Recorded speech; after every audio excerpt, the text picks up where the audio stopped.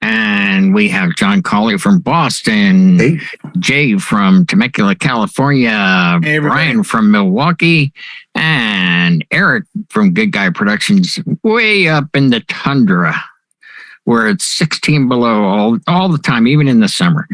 61 right now. Yeah. We're having a heat wave. Now, Get a hoodie. the show that aired before our show, which you'll see this Wednesday. This show? This is actually St. Patrick's Day. Yeah, it's on St. Patrick's Day. St. Patrick's Day, okay. 2025. Yeah. They did a show on left turns with songs, and we already have a music show on Tuesday, so I thought let's make a right turn on things that we do, not music related, but things that we do at events that exceed expectations, or just because it's the right thing to do, that sort of thing, something you might do. And one of the things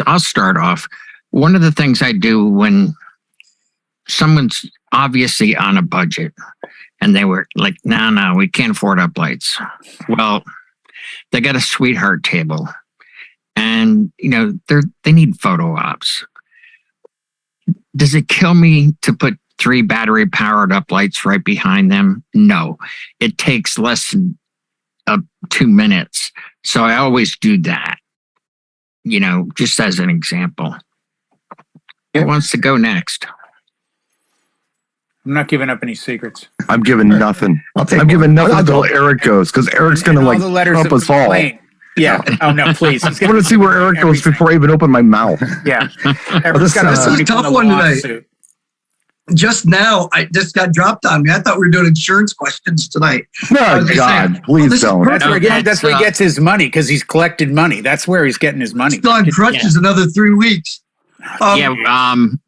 Because of the virtual training tonight, we pushed off the insurance show until next week, which will be way after St. Patrick's Day by the time you see it. Bring Wavy Davy in for that one.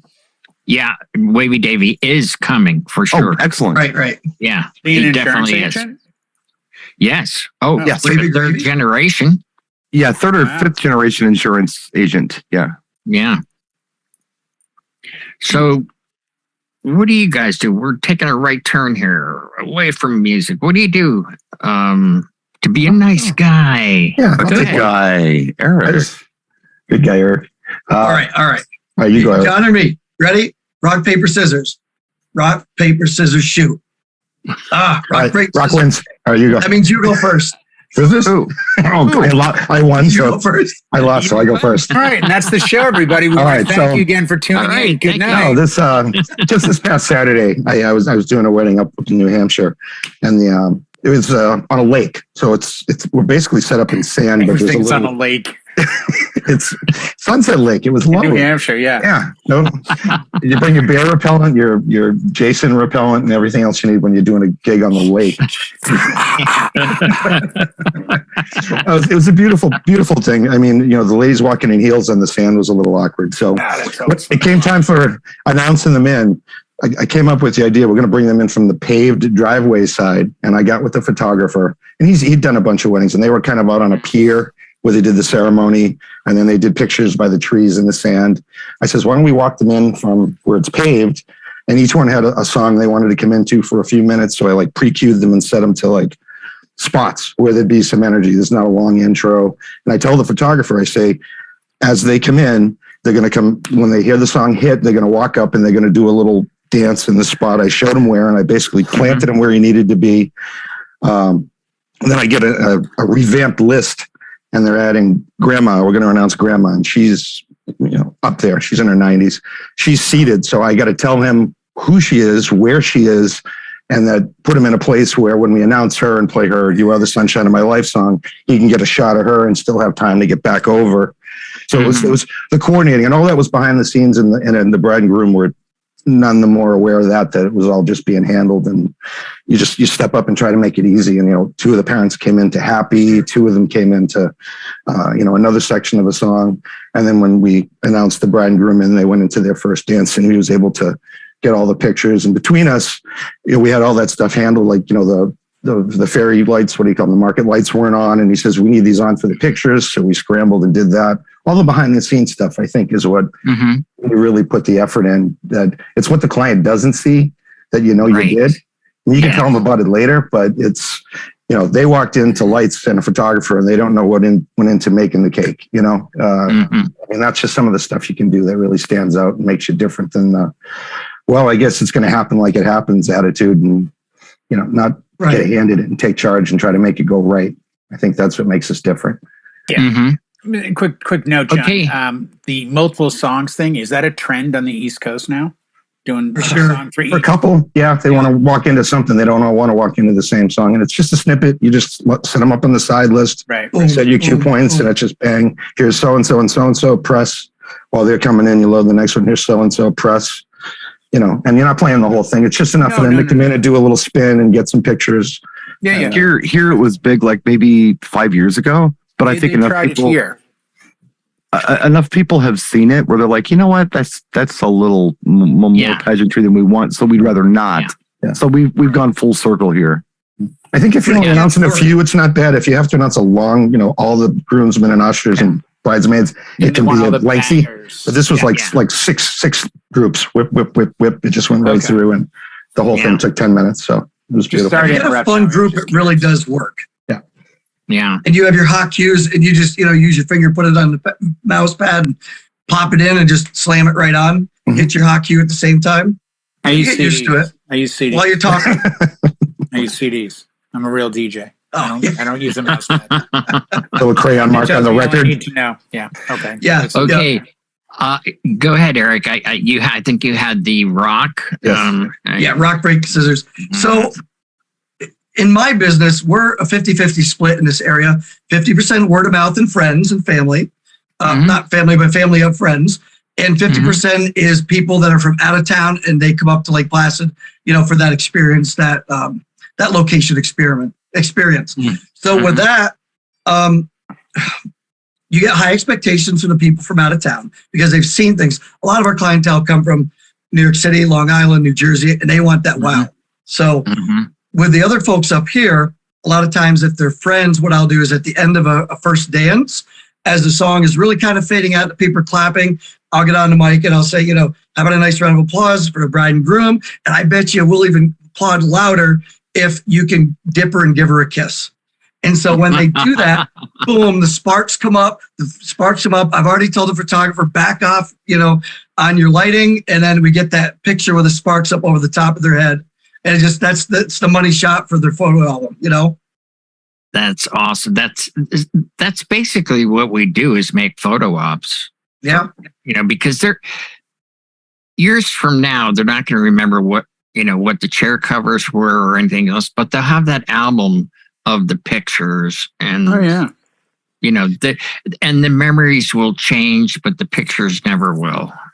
And you know how many times those Facebook memories pop back up and it's a picture that I created and, and sometimes I'll go, I did that. It's like, it makes you feel good. You're like, wow, I created that moment because I did something. You staged the moment. You staged it. Yeah. You staged it. Yeah. Yep. We had a picture that came up today on Facebook and it was, I didn't really do this. I only played the right song, but everybody got up on we have these things here. They're called like a barn table.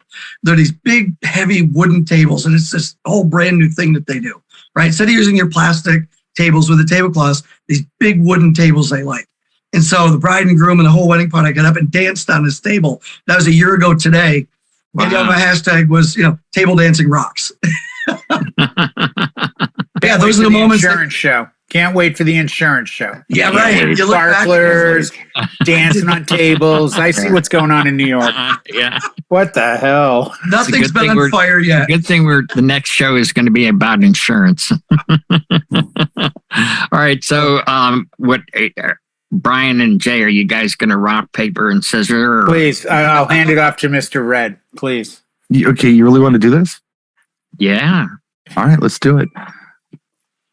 So, the story I want to tell, I have to go back and talk about how things were in the old days of DJing. Before I do that, I want to compliment you, Howie, on taking the initiative to switch the show topic like that.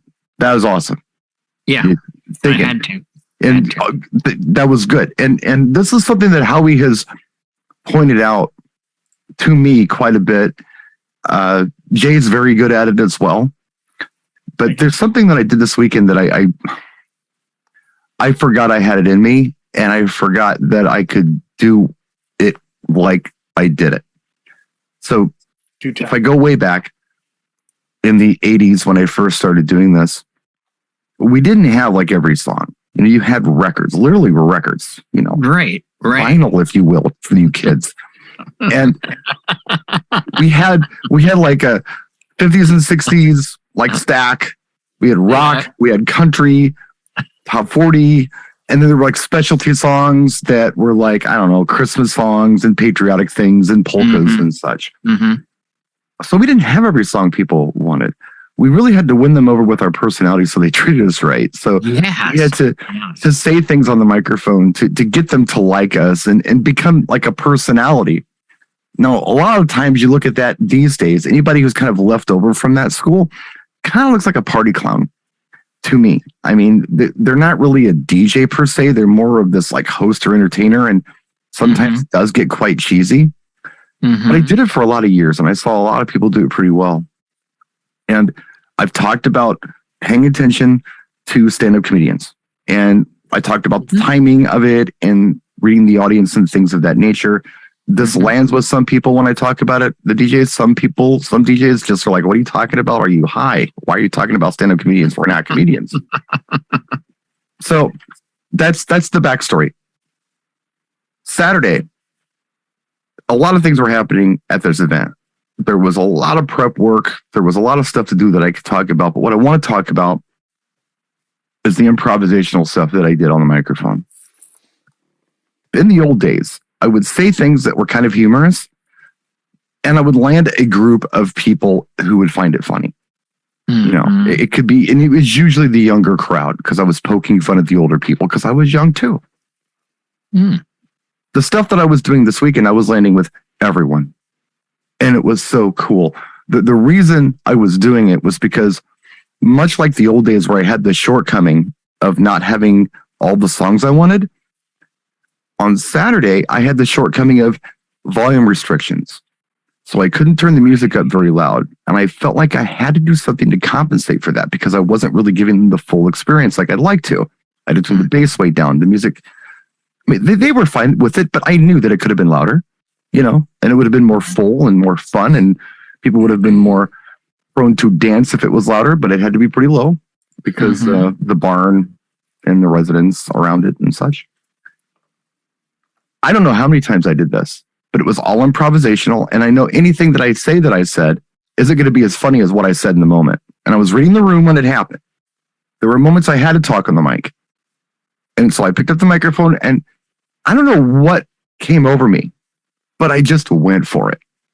The first time I remember doing it was during toasts and speeches.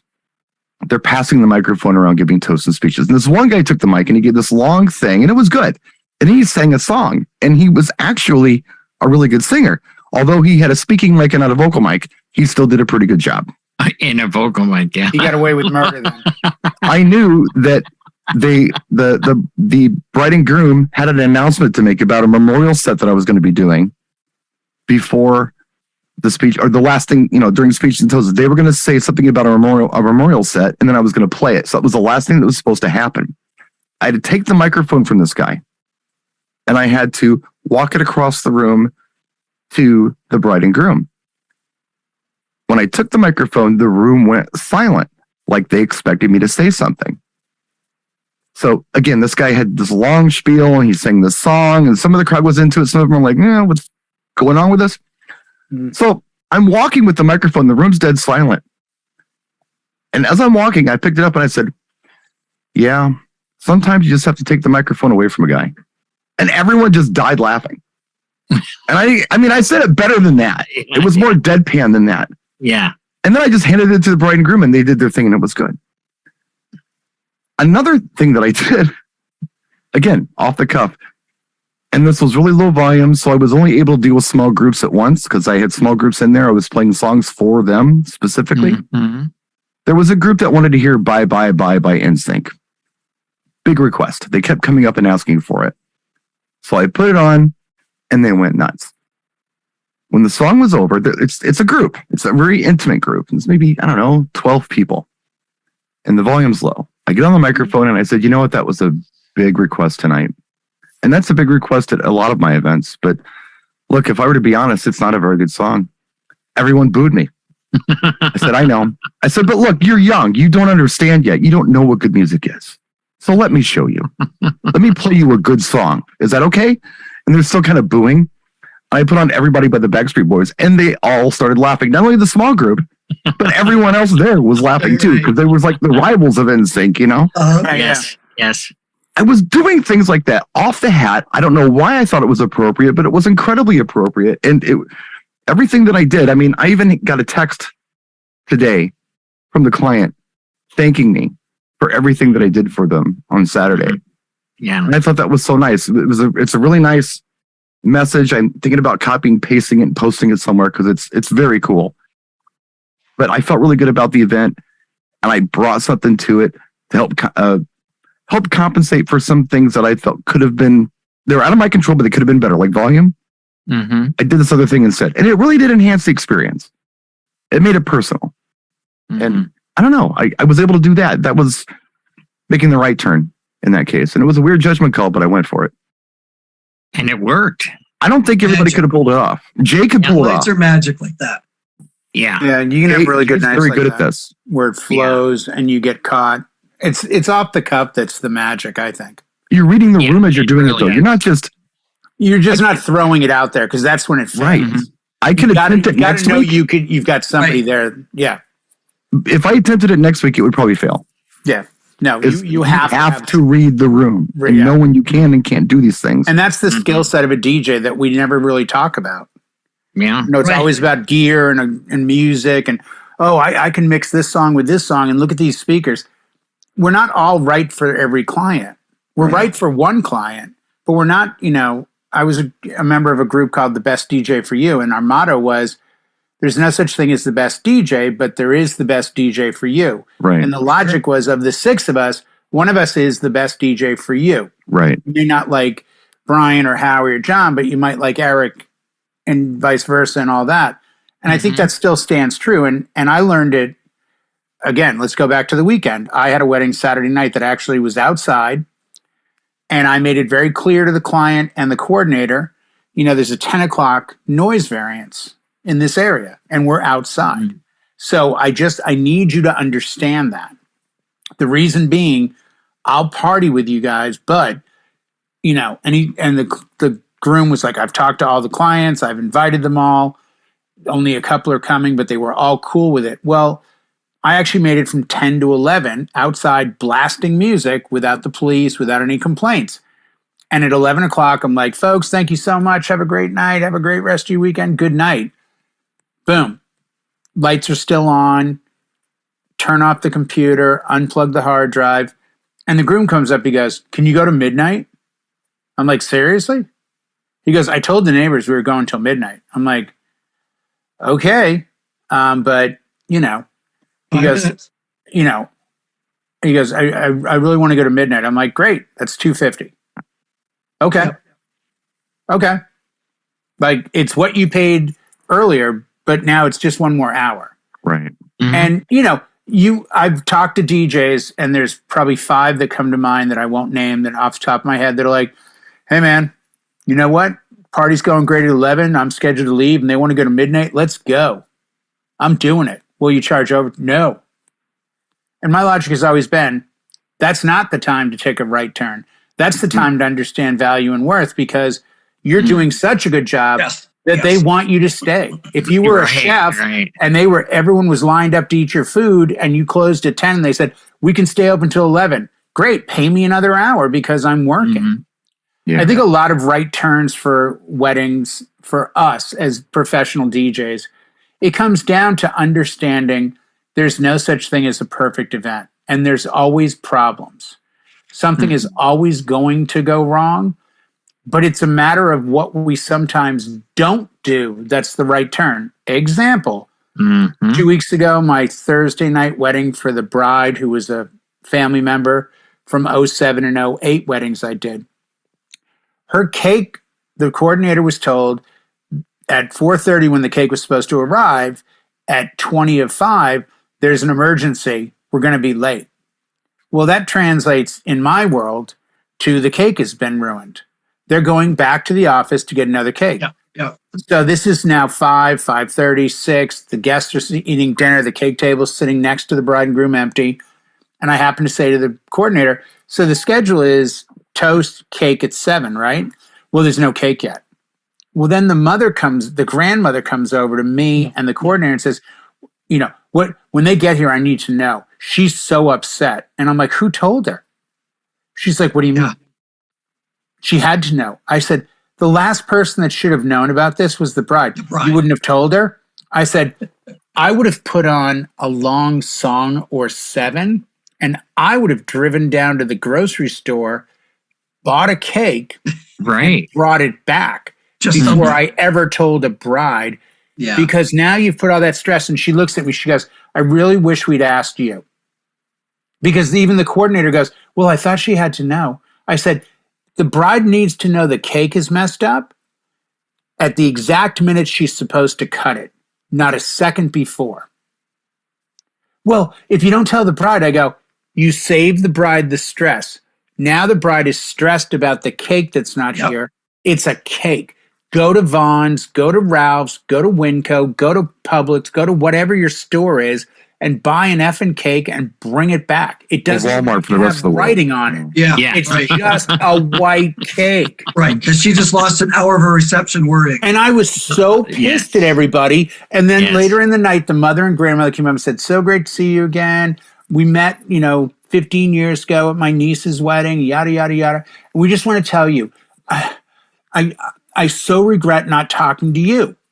The coordinator was okay, but you did such a great job 15 years ago, and you have all this knowledge and experience, and I regret not talking to you because it sounds like you wouldn't have told Khalees about the cake. I'm like, absolutely not. No. Right. Absolutely not. It's like a bad comedy movie where it's like they drop the cake on the way out to the reception. Now the whole point of the bit is to show them build the cake to bring it back out. I mean, so I think that's a lot of what I consider to be a right turn. I'm not offering up much. I love the exceed expectations, under promise, over deliver. And I don't want to put anybody on the spot, but for me personally, I don't think that comes down to tangible service. I don't think, I used to show up and be like, oh my gosh, what's that monogram? Ta-da, it's a gift. I kind of walked away from that because it undervalued what I was doing. Mm-hmm. And I think now it's more a matter of everybody's got, every piece of gear. It's really funny. 20 years ago, we didn't have all this gear. I mean, it was like, we competed on a level of skill set because we had to know what to do. No. I know, Brian, but so much of the industry now, I know DJs that have been around for 2 or 3 years. There's nothing stopping them from getting the Rev 7.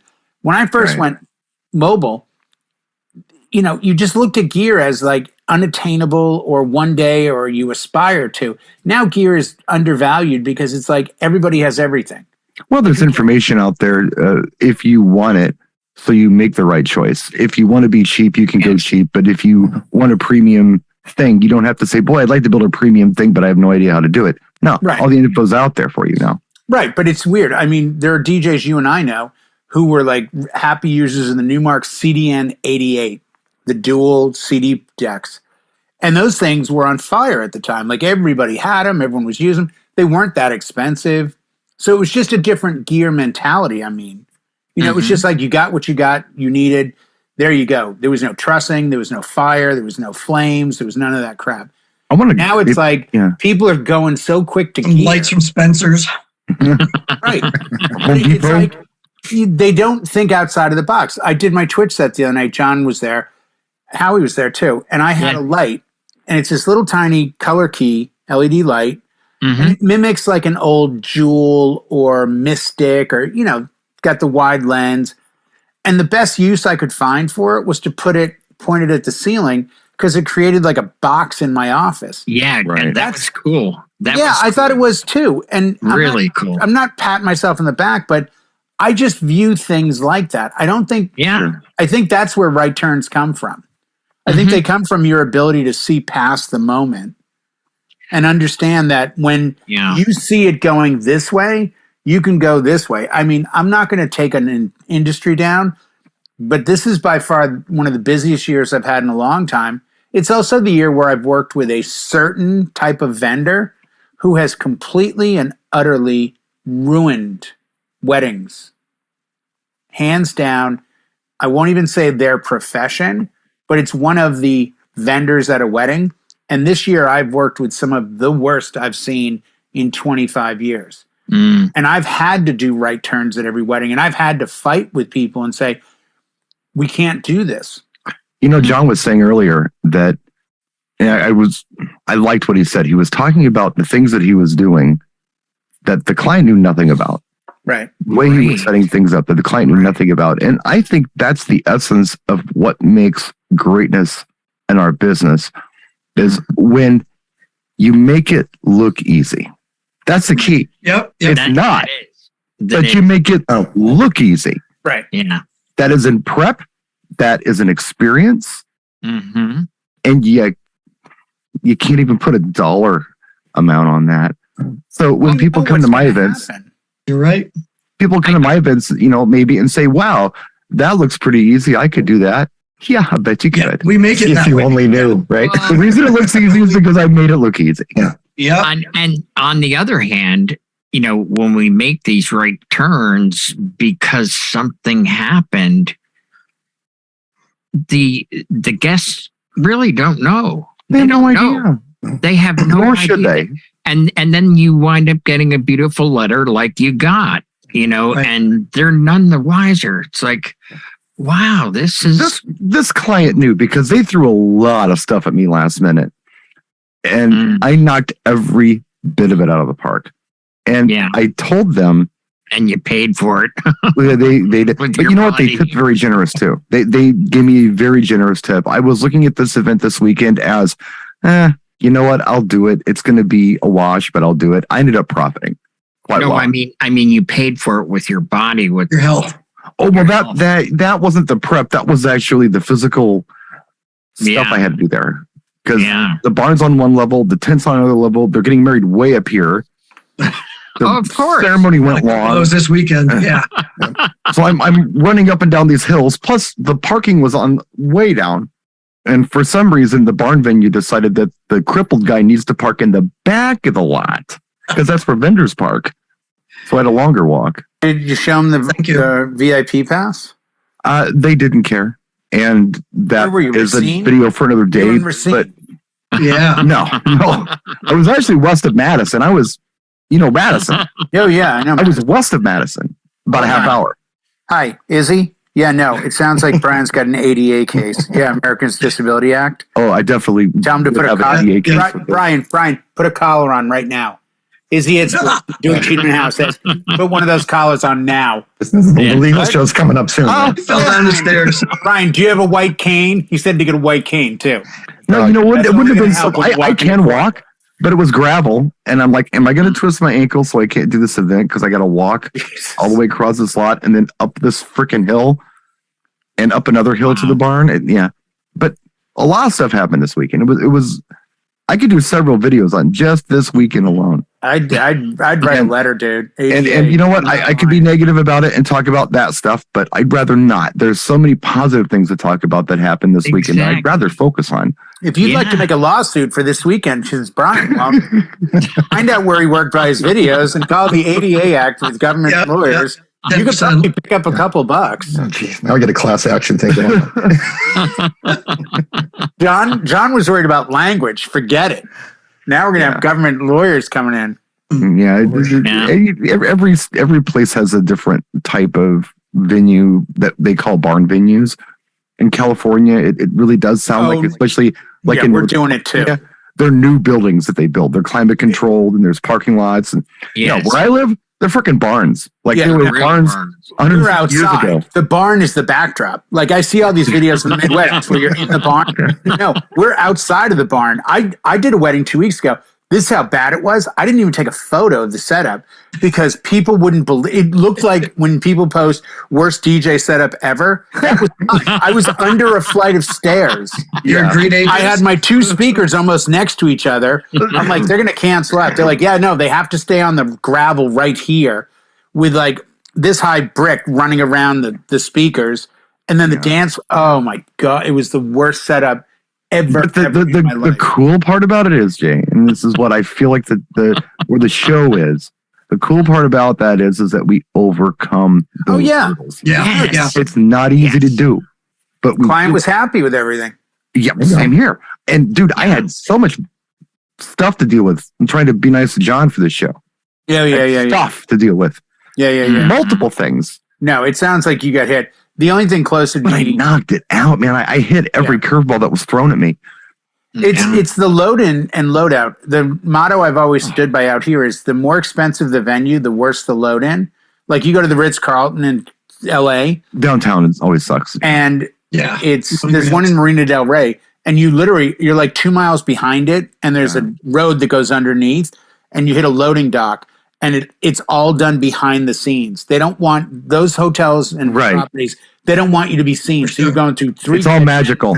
Yeah, you just appear out of nowhere. Oh yeah. Oh no. And everything's this narrow. Speakers. Kind of like those DJs who freak out if they see a cable in your picture. Oh my God, a cable! Oh yeah. Guess you've Follow never the done a stripe. gig People don't understand that stuff takes electricity. We've ruined the magic for them, I guess. Yeah. The cable. But that's all. Now you're doing a gig in a casino. Where you gotta go through security and load through. Yeah.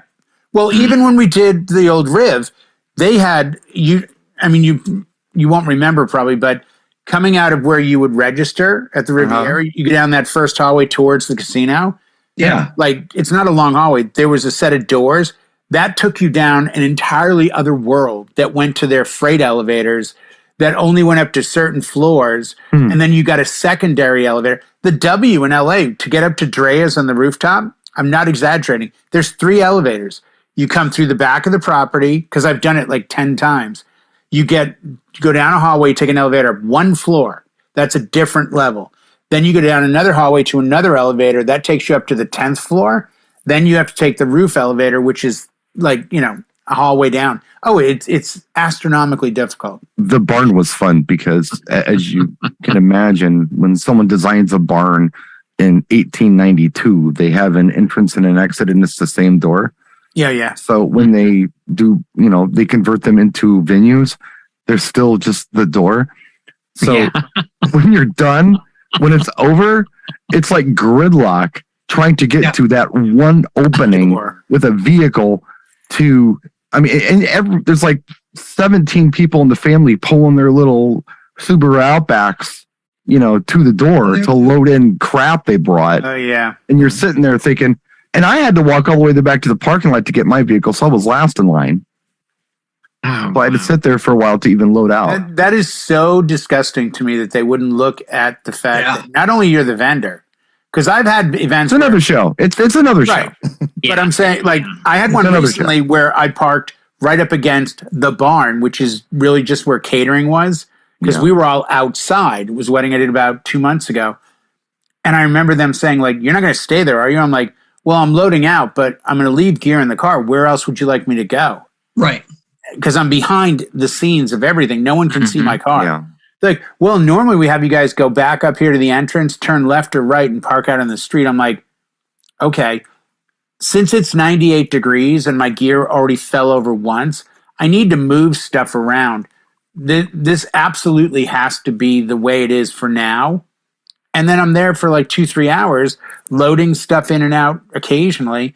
And the guy walks by with, so nice to me. He goes, I guess you can just leave it there. Oh, she thinks. I've got Well, you get your backup gear in the car, right? Dance. Yeah, that's the whole The thing. overheat gear, You need something in a hurry. It can't be 3 blocks away. That's what I said to them. I go, yeah, if I need to grab something for backup, like there's no physical place for me to put it. He goes, well, what do you normally do? I said, I normally park within about 30 to 50 feet of where I am. Yeah. Well, that was, it was the same issue with me. I mean, I have things like I don't bring the backup laptop in. Yeah, right, exactly. Sure. You know, it's there if I need it, but I usually don't bring it in. But the other thing that I can do if my truck's somewhere near is I can put like bags in my cart and like crap Put it back in in. the vehicle to get it out of the way if there's no stash spot. Well, That's the problem. There's no stash spot. I had to stick it behind me, and it's in the pictures, but that's why, because my vehicle was a quarter of a mile away. Well, actually, that's okay, because I'm sure your photographer threw their crappy ass bags down next to your speakers Right. anyway. Photographer was actually self-contained. They were great. They were all self-contained. Oh, they didn't bring like the beat to crap carry-on. They were awesome. Other lenses They and throw it next to your there speaker. was two young ladies, and they were pros. I was very impressed. Very cool. So, anyway, yeah, don't want to go off on that whole tangent. Yeah. Yeah. Well, the whole barn thing is a right turn. Because it's a wrong turn. Yeah, during it's COVID, wrong. people were looking for an It's a excuse dead to end. still have their weddings. Yeah. And that's what they did here. Is people would come and if you want to wear a mask, but at least they still had their celebrations. Sure. Yeah. That's what we did up here. And so that, for me, for the tent rental business, it boomed for like a couple years. I mean, it's always busy anyways, but that and the barns really opened up the door for the outdoor celebrations where it's open, there are no walls. Mm-hmm. So that's it's in rural areas where they don't police the stuff as often. Yeah. Sure. And I can see the advantage, especially even post-COVID, because a lot of people haven't seen each other. This is like the first gathering for a lot of these folks. Yeah. And they've got room to move around, and they've got other things they can do besides sit in a room and listen to some DJ, blasting Suavemente at them all night, So it's nice to have the room to go do other things. There was a remote cocktail area on a deck. There was the tent. There was something up on a hill. There was some seating area here. Yeah. So it was spread out, and I can see how that's really cool. But, for vendors, it could be. The reason I built the battery-powered ceremony system was because of barn venues. Yeah. Because the remote power on the hill was never reliable if it was there at all. Mm-hmm. Right. So that's why I put it together. It was out of necessity. And I want to make a public apology. When I was cutting the grass, I ran over that little power thing. So sorry, guys. They hit it with a weed whacker. Yeah, now there's no power on the hill. The electrical inspector will be out here one of these days. He usually comes through, once every 3 months on horseback, On horseback. It's where having just one outlet or sharing it with the kitchen staff. You see it going to the other tent, like, right? What's going on in there? Am I going to be on the same outlet with the Nescos you have lined up on this wall? I'm just curious. Oh, I had the 2 week ago or a week and a half ago. No, 1 week ago was the one that was canceled on Friday and then rescheduled again for Saturday, which it was already scheduled for. I go to plug in outside the barn, and I got no power. And they said, "Oh, we'll send Bill, the owner, over." Bill comes over, he goes, "Yeah, it's on this GIF and blah blah blah blah blah." Click, and I've got power. I'm like, "Great." That night, I'm in the middle of dancing, and all of a sudden, the coordinator comes over and goes, "We're going to plug this coffee maker in here." I'm like, "No." The hell you say? So I go, "I'm really sorry, but I just, So she goes, "It's only a Keurig." I go, "I'm going to be honest with you. I don't care what it is.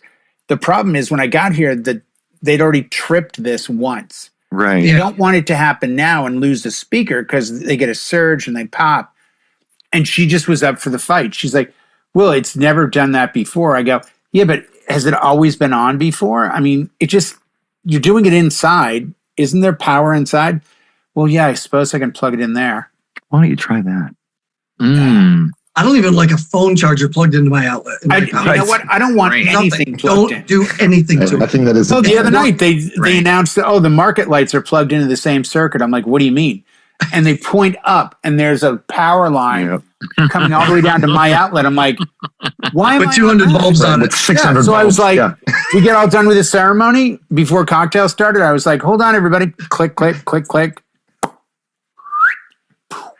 I go, "Can I unplug this timer for the watering sprinklers?"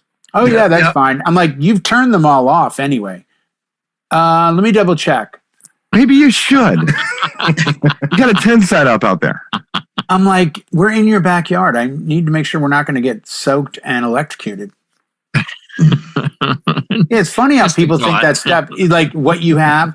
And by the way, Yeah. side note in parentheses, I think I told you, the Chauvet Rain 56, the MBT lights, and I think a couple American DJ par cans have been outside in the elements for over 3 years at a venue, completely exposed.